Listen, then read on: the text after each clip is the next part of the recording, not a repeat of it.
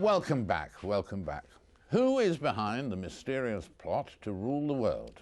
Is it the Jews, the Freemasons, the CIA perhaps? Conspiracy theories are all around us, and thanks to the internet, there are more of them now than ever. Why? What is it about conspiracy theories that makes them so compelling? Journalist David Aaronovitch thinks he may have found the hidden key, the answer to it all. And he joins me now. Welcome. Hi. And his book's been reprinted after only 2 weeks. Pretty good going. Starting with the basic thing, why do people want to believe in conspiracy theories? I think one of the major reasons that they do is because conspiracy theories are better stories than reality. Reality is messy, it's full of accidents, it's full of coincidence, it's full of things happening that nobody quite intends. And what a conspiracy theory is, it's a better story, really. It's a story in which all that accident is taken out and everything is the result of somebody's deliberation. I think that's the simple answer. And I think also there are cases, in case of people who are beloved, like JFK, for instance, or Princess Diana, it also is reassuring in a way, comforting, that there was a purpose behind their death. Absolutely. It wasn't just random purposelessness, there was a meaning to it, and so it wasn't entirely wasted. I think that's absolutely, in the case of what I call dead deities, you know, iconic figures, the notion that they can be taken from you by accidents or by a sort of, or by a Lee Harvey Oswald figure is actually fairly intolerable. And to think that they have been taken away from you by something big that was well organised is, as you say, absolutely rightly, a consoling thought. And also, if you can think that people could organise the world brilliantly for bad ends, it does sort of imply that maybe there are some people who could organise the world brilliantly for good. So there is that sort of implication. And of course, you hear in the front the role of the conspiracy theory in shaping modern history.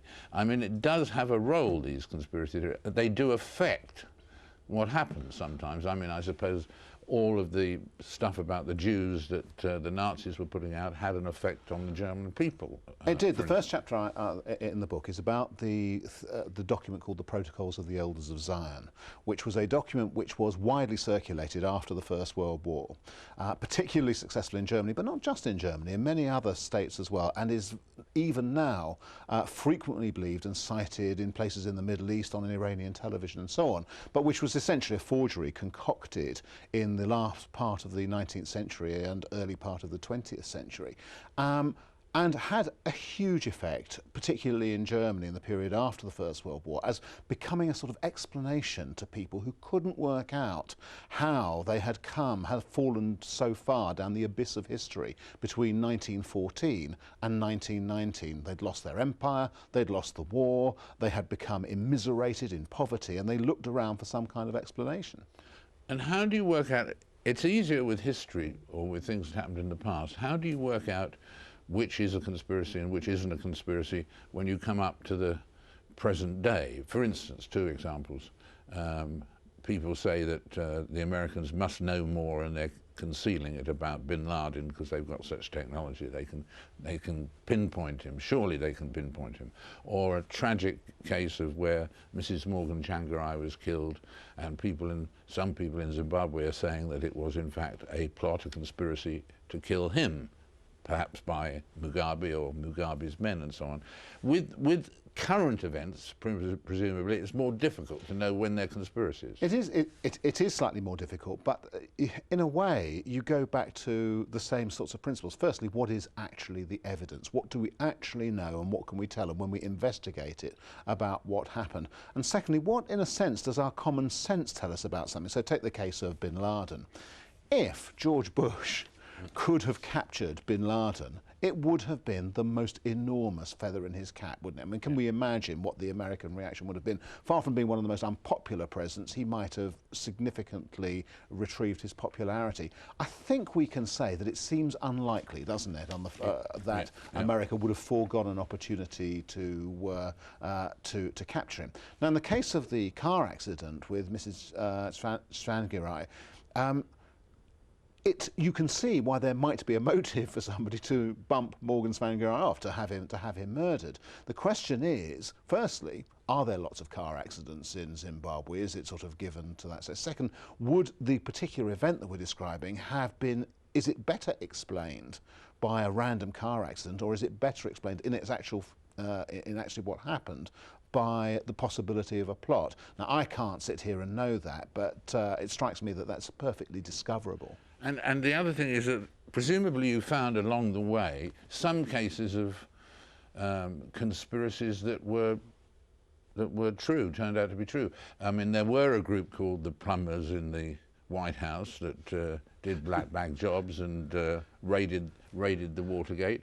There was a group in the CIA who tried to kill Castro in a number of ways, and even sprinkle him with powder that he'd lose his beard. Yeah. So there are sometimes conspiracy theories that are true, are there? Well, there's certainly conspiracies. I mean, there's no doubt about that. And the conspiracies have the advantage, real conspiracies have the advantage of being much more straightforward than conspiracy theories. They're people doing the sort of things you might expect them to do for the reasons that they say they're going to do them. And one of the reasons I was really looking forward to this discussion was, of course, I mean, you talked to Nixon, and you will have got an idea of whether or not this was a man who was capable of organising a conspiracy of incredible complexity.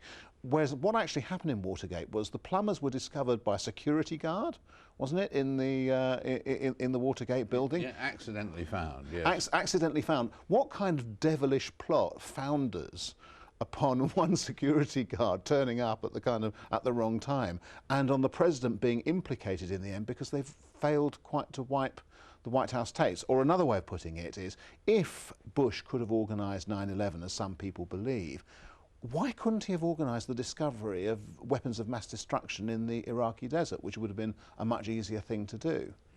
And of course 9/11, there's thousands of conspiracy theories about that, and there will always be. There will. I mean, and it's quite interesting. In Pakistan, for instance, apparently the belief that the Americans were themselves responsible for 9/11 is quite demobilising in the fight against the Taliban. We carried a report in our newspaper about that only last week. So the things that are sort of very theoretical in the West actually find a home in other countries in unexpected ways and actually become damaging. Well, clearly, there's going to be lots of material for the second volume of this in another 20 years' time. Thank you for being with us, David. Thank you. David Aaronovitch there. F.W. de Klerk, the South African president who helped to bring an end to apartheid, joins me, as does, in addition to that, the Georgian Prime Minister after this break.